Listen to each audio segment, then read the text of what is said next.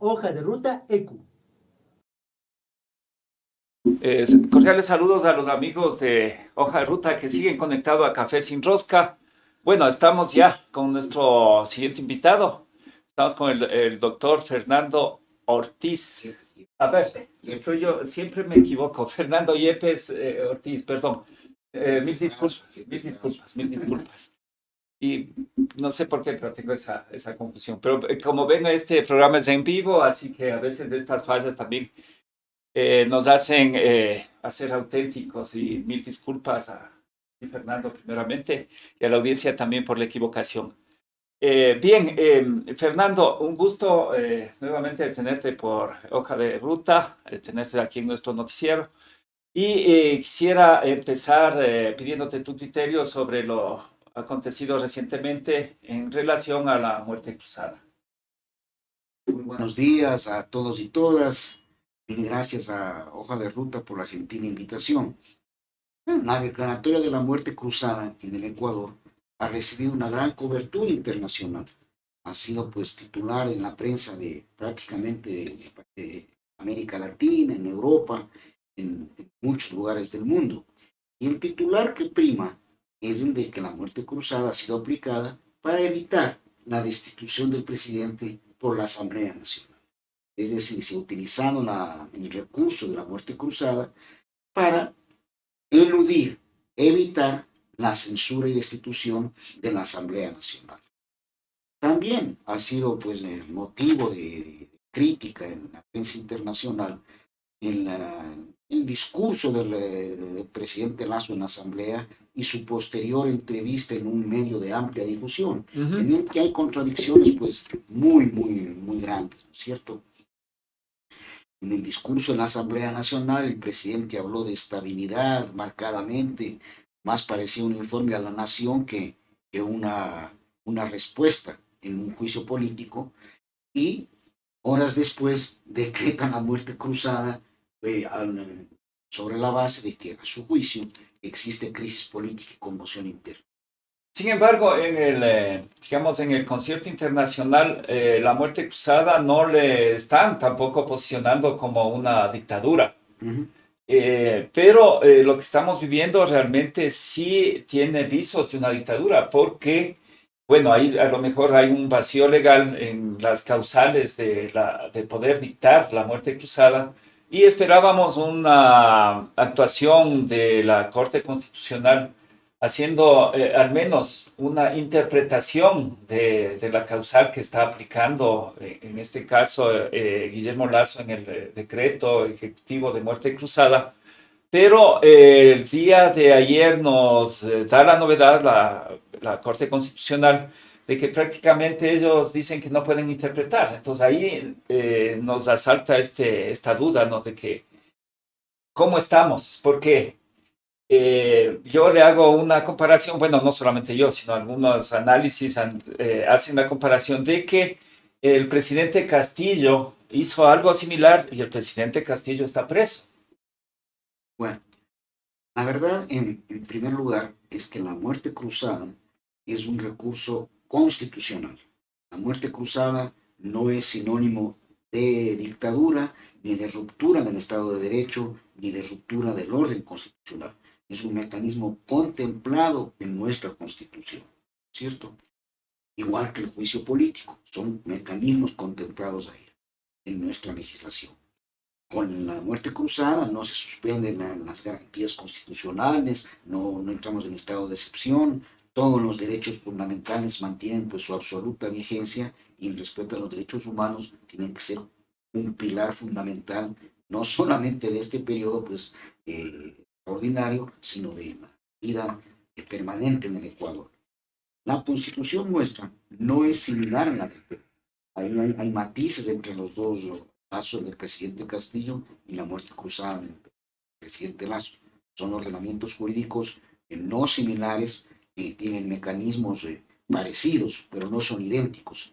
Lo que sí es notorio, ¿no es cierto?, es el tratamiento diferente que da la prensa pues mercantilista a un caso como el del Perú, seguido procesamiento del presidente Castillo y las violaciones de derechos humanos, más de 60 muertos, pues todo lo que eso conlleva, con el caso del presidente Lazo, ¿no es cierto? En que siendo un gobierno de derecha, pues no hay ninguna reflexión profunda en los medios hegemónicos de la derecha continental.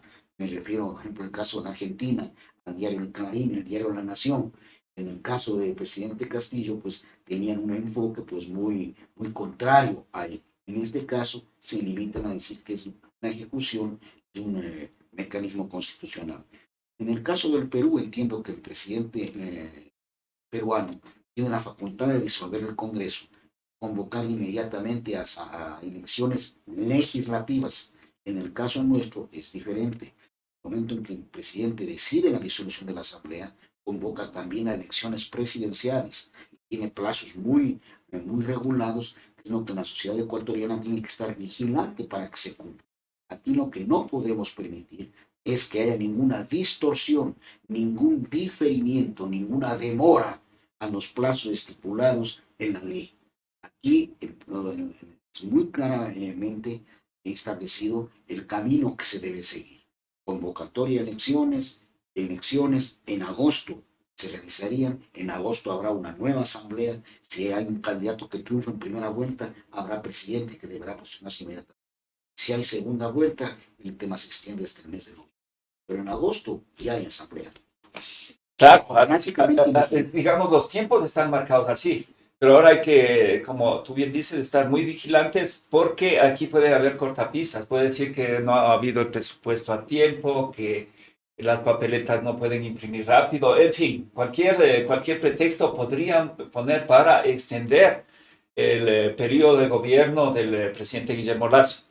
¿Y qué opinión te merece las posiciones, la postura de la OEA en este caso, que ya estaba anticipándose, porque esto no es nuevo, sino la semana anterior ya salió una comunicación de la OEA prácticamente brindándole el respaldo al gobierno de Guillermo Lasso?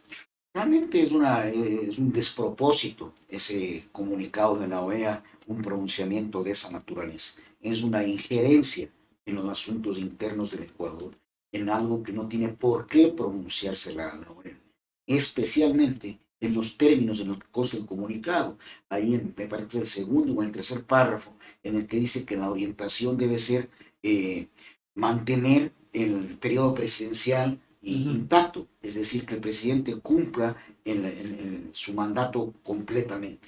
Justamente la norma constitucional del Ecuador lo que tiene previsto es que en caso pues, de que haya un desgobierno en las causales que están claramente establecidas en la Constitución, pues conmoción interna, crisis, aprobación de funciones, incumplimiento del plan de gobierno, hay una posibilidad de pues, la muerte cruzada. Es un mecanismo constitucional, ¿no es cierto? ¿Cómo la OEA se pronuncia sobre un tema interno? Igual ha habido pronunciamientos de 2 o 3 parlamentarios de la extrema derecha europea en el mismo sentido, cuando estaba por iniciarse el juicio. Todo eso merece el rechazo del Ecuador. No puede haber injerencia en procesos legítimos y soberanos que son de la incumbencia única del Ecuador. Así debería ser, pero lamentablemente hay injerencia muy notoria. Entre líneas, la OEA prácticamente lo que estaba diciendo es no le destituyan al presidente Lasso. O sea, eviten destituirle, que eso, como tú bien explicas, no viene al caso. Y ahora, ¿qué va a suceder con esta urgencia que tenía el gobierno de firmar los TLCs, especialmente con el gobierno de China? Porque también estaba el de Corea y, bueno, otros que estaban a la cola, digamos. Bueno, en el caso de China, ese tratado comercial, que no es un TLC, es un acuerdo muy acotado, no tiene todas las disciplinas que tiene un TLC. Aquí lo han vendido como que fuera un TLC, todo eso es complicado, ¿no? El TLC con China, imagínate las dificultades inmensas que tiene. Si este acuerdo comercial, que es únicamente de intercambio, de desgravación de bienes, es ya un gran problema para un país como el nuestro, por las asimetrías existentes, imagínate lo que fuera un TLC. Entonces, yo creo que si lo acaban de firmar, pues hay que seguir el procedimiento que establece el derecho internacional. Y lo primero que debe haber aquí es que se informe el contenido del Claro. acuerdo, tiene que ser socializado, como llaman ahora, tiene que ser puesto en conocimiento de la academia, de las cámaras de la producción, desde luego, de la sociedad civil en general. Tiene que haber un debate informado al respecto. Luego entiendo que debe haber un dictamen de la Corte Constitucional y luego, pues, la aprobación legislativa. Como no hay asamblea, pues habrá que esperar hasta el mes de agosto en que la nueva asamblea democráticamente elegida, pues tenga conocimiento y apruebe o rechace el acuerdo. Pero digamos, en este periodo de hasta que se sustituya al gobierno, el Ejecutivo puede enviar decretos. ¿No podría estos acuerdos de comercio hacerlos directamente por decreto con la anuencia de la Corte Constitucional? Bueno, la verdad es que es una experiencia nueva la que estamos viviendo. No tenemos precedentes al respecto. Los acuerdos comerciales, como el de China, por ejemplo, sí requieren dictamen de la Corte Constitucional, ¿cierto? Y luego la Asamblea. Yo no creo que puedan, pues, todo quedar a cargo de la Corte Constitucional, porque lo importante de estos acuerdos es justamente la aprobación ciudadana a través de sus representantes legítimos, que son los asambleístas. Los asambleístas son elegidos por el pueblo, son el reflejo de la voluntad popular. Y yo creo que hay que tener muy en cuenta también que en los otros países, en este caso China, en el caso que hemos citado, también tiene que cumplir el mismo procedimiento. Y yo no creo que en la Asamblea China lo trate de un día para otro. O sea, todos estos procedimientos tienen que cumplirse, ¿cierto? Para que el tratado entre en vigor. Procedimientos nacionales y procedimientos que están también recogidos en la Convención de Viena sobre Derechos de los Niños. Bueno, y ahí saltando un poquito hacia, ampliando, digamos, en términos de la geopolítica internacional. Todo esta inestabilidad política del Ecuador está también en un momento difícil que vive el mundo.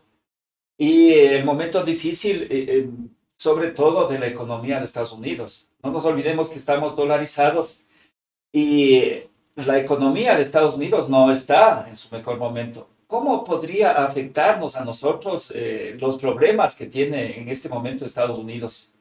Bueno, realmente el momento político, económico en el mundo entero es complicado, es muy complejo, ¿no es cierto? En Estados Unidos hay los problemas que tú anotas, pues la guerra de Rusia y Ucrania es un problema pues de gran envergadura y tiene repercusiones en todo el mundo.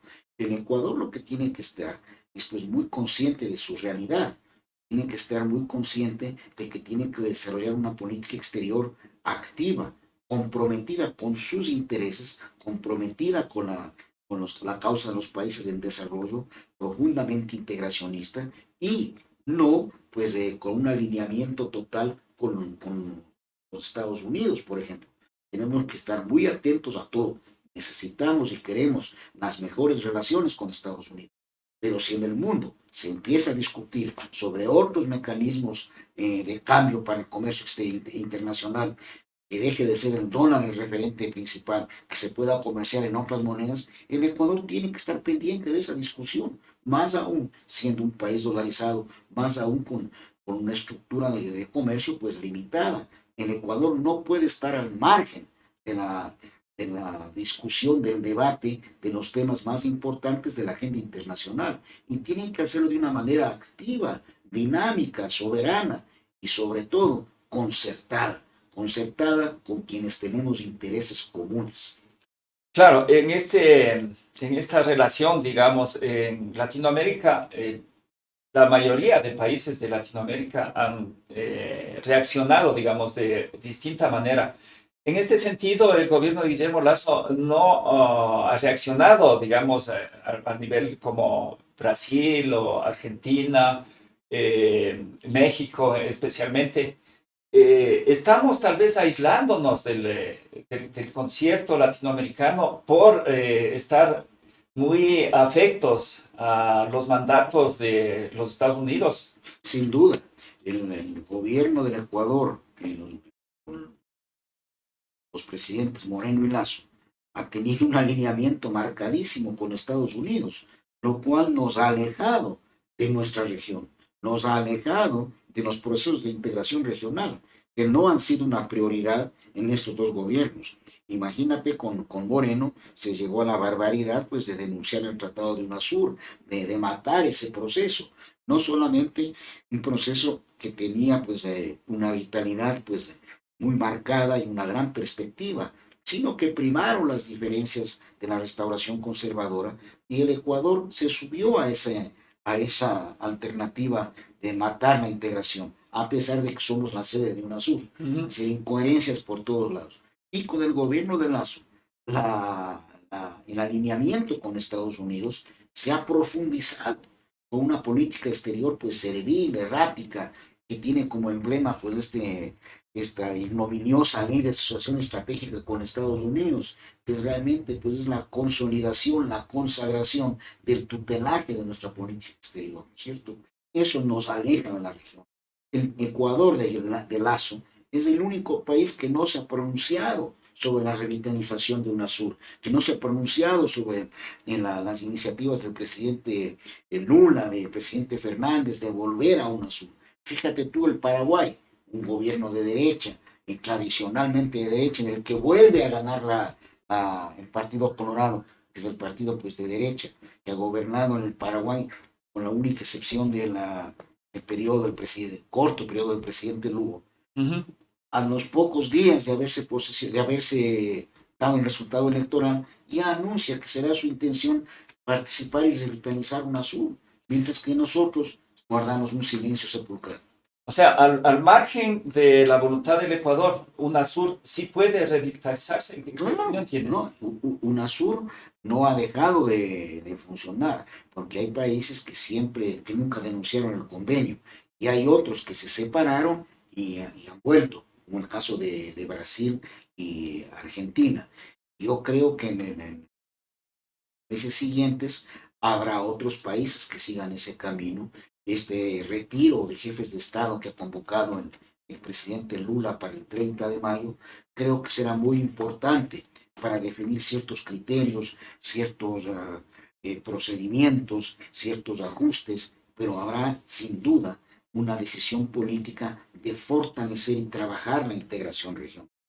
Ahí yo creo que tendremos una señal muy clara de cuál va a ser el camino a seguir. Bueno, y finalmente hagamos un poquito de análisis o de criterios sobre el futuro de la OEA, especialmente de Almagro.